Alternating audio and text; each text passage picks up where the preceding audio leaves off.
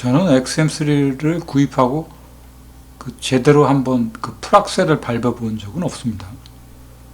그렇게 밟아볼 만한 장소도 없고 그래서.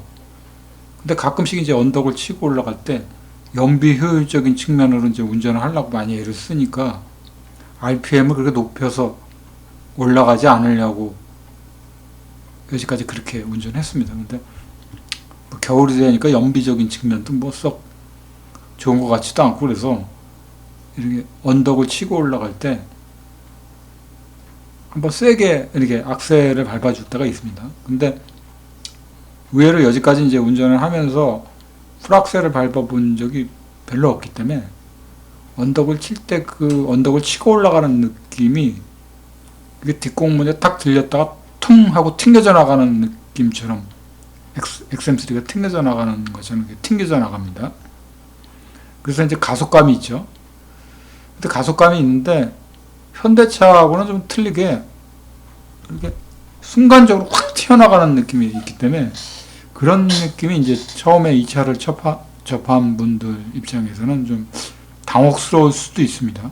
터보 차량이라서 그런지 몰라도 내가 이제 악셀을 좀 깊게 눌러서 치고 올라갈 때는 튕겨져 나가는 듯한 느낌으로 튕겨져 나갑니다.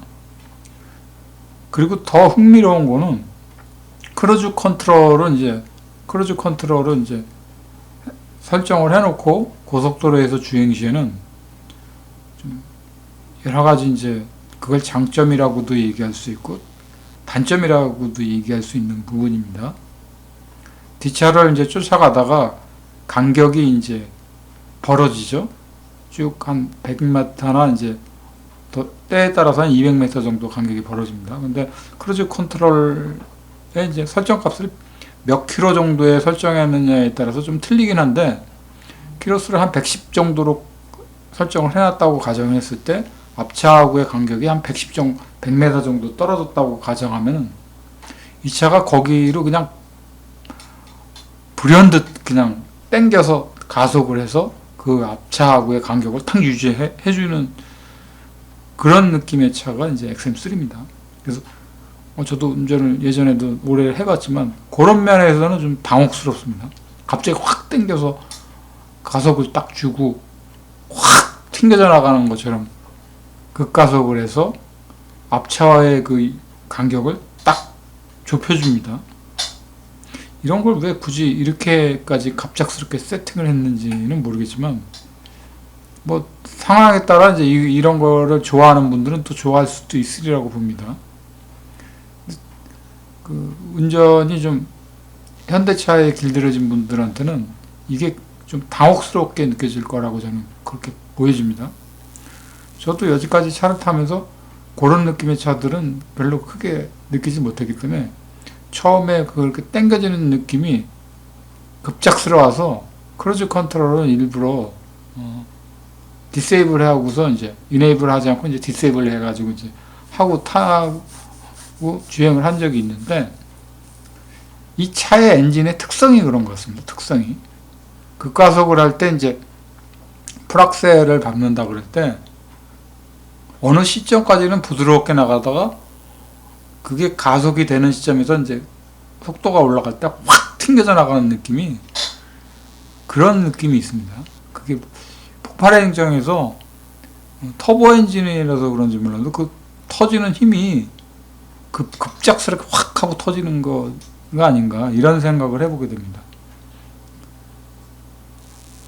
그게 이제 다른 XM3 이제 TC260이 다 그럴 거라고 보여지는데 그런 부분이 이제 제가 봤을 때는 장점일 수도 있고 단점일 수도 있고 그런 것 같습니다. 그리고 특히나 이제 언덕을 오를 때 오토매틱에 이제 길들여진 경우들은 그렇죠. 악셀을 밟았을 때 3단에서 4단까지 올라가는 그 시점이 자연스럽게 세팅이 되어야 되는데 이 차는 이제 악셀을 너무 깊게 밟아줄 경우는 윙 하고 올라가는 상황에서 1단에서 갑자기 3단으로 변하는 거나 이제 4단으로 올라가는 그런 느낌이 있습니다. 그리고 주행 중에 내리막길을 이제 내려가거나 오르막길을 오를 때 되도록이면 악셀에 제가 이제 악셀레이터를 밟지 않고 그거를 얘가 차가 의도하는 바대로 이제 이끌려서 제가 운전을 할 경우에는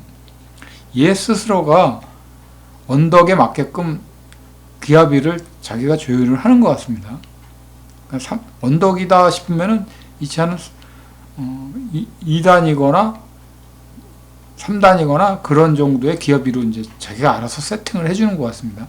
제가 굳이 악셀레이터를 밟지 않아도. 내리막길도 마찬가지입니다. 내리막길도 이게 D드라이브에 놓고 일반적인 차들은 내려간다고 생각하면 그게 이제 기압 변속이 이제 D드라이브의 최고 값으로 이제 기압비가 큰 쪽으로 해서 내려가죠.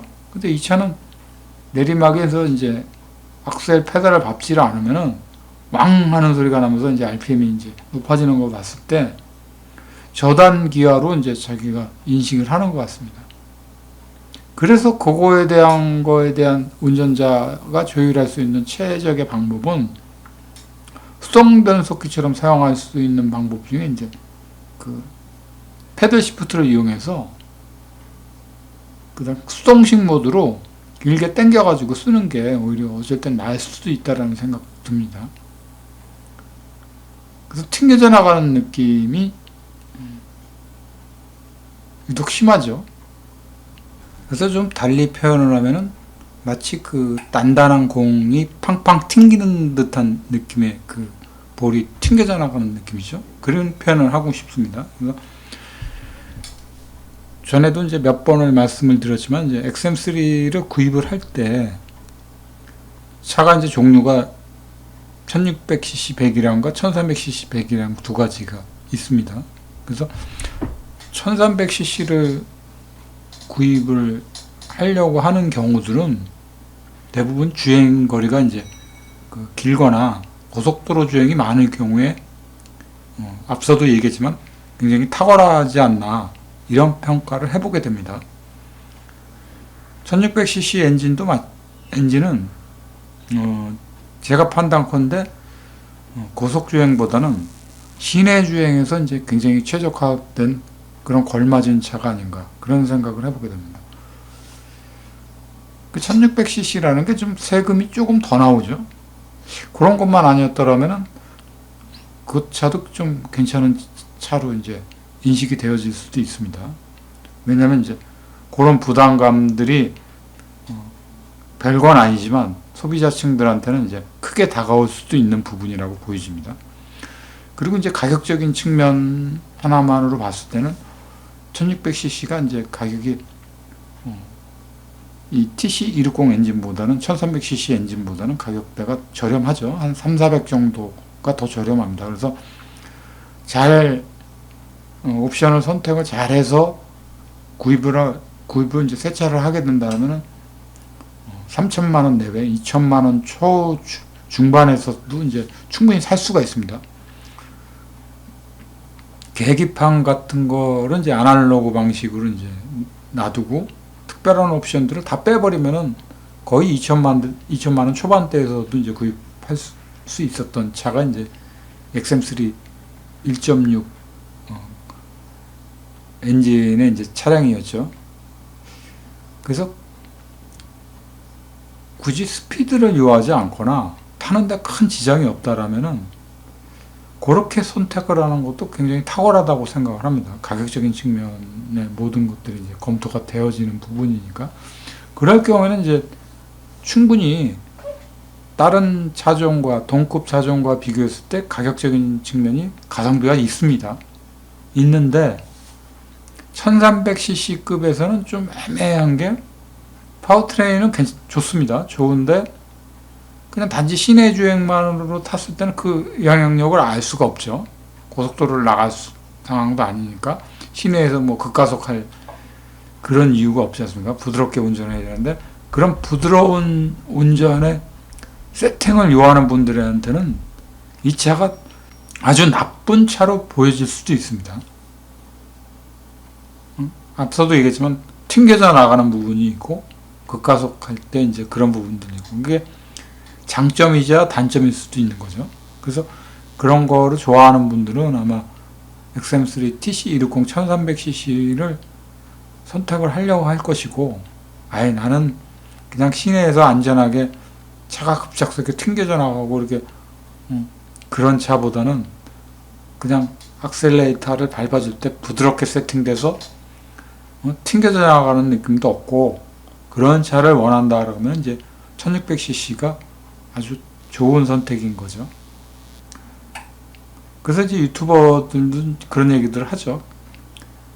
그 XM3가 초기에 나왔을 때 2020년도에 이제 출시됐을 때도 그거를 아주 단점으로 이제 파악을 해서 이제 얘기들을 많이 합니다. 그래서 그거를 이제 좀 세밀하게 세팅해서 이제 운전하는 방법은 풀악셀을 처음부터 악셀레이터에 너무 연연해서 밟기보다는 처음에 한 1, 2초 정도를 여유를 두고 그 다음에 이제 악셀레이터를 밟는다고 생각하고 이제 주행하는 방법과, 아니면 성격이 난 도저히 급해서 안 된다 그럴 경우에는 그냥 수동식 모드로 해서 1단으로 쭉 당기다가 2단, 3단으로 해서 수동식 모드로 당겨주는 것도 하나의 방법입니다. 그리고 이제 D드라이브에 놨다 그래도 주행 중에 그 속도가 항상 그 D드라이브 이제 게트락사의 뭐 듀얼 클러치라 그러죠. 그 7단 습식 그 클러치가 그 바뀌는 시점이 한국 사람들 취향에 맞게끔 딱딱딱 세팅이 되지 않아요. 특히 오토매틱 차량에서 말하는 그런 세팅이 되지 않습니다. XM3 TC260이.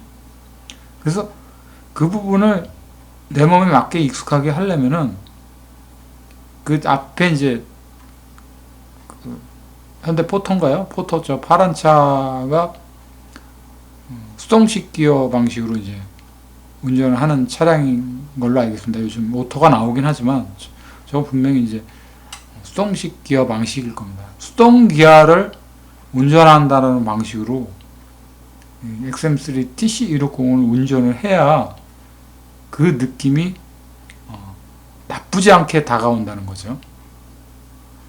예전에 이제 수동식 모드에 이제 차량을 운전했던 분이라면 이 차에 대해서 아주 나쁘지 않은 느낌으로 받아들여지는데, 처음부터 이제 오토매틱만을 운전했던 경우라면 이 차가 절대 좋은 느낌으로 받아들여지지는 않을 겁니다.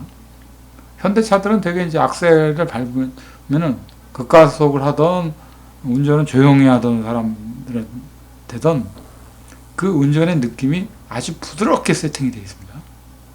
그 운전자가 밟는 것만큼의 그 느낌대로 악셀이 페달이 이제 반응이 와서 엔진이 구동을 해서 엔진이 돌아가는 거죠. 그런 것 때문에 이 XM3가 이제 그런 형태의 이제 차를 많이 몰아본 분들이라면은 이 차가 굉장히 거부 반응이 이렇게 느껴질 수밖에 없습니다. 제가 여지까지 운전을 하면서 이제 느낀 점들 중에 하나가 이제 그런 거죠. 그걸 단점이다, 장점이다 얘기하기가 저도 참 애매합니다. 어떤 사람 입장에서는 좋을 수도 있고 어떤 사람 입장에서는 나쁠 수도 있기 때문에 그런 것 같습니다.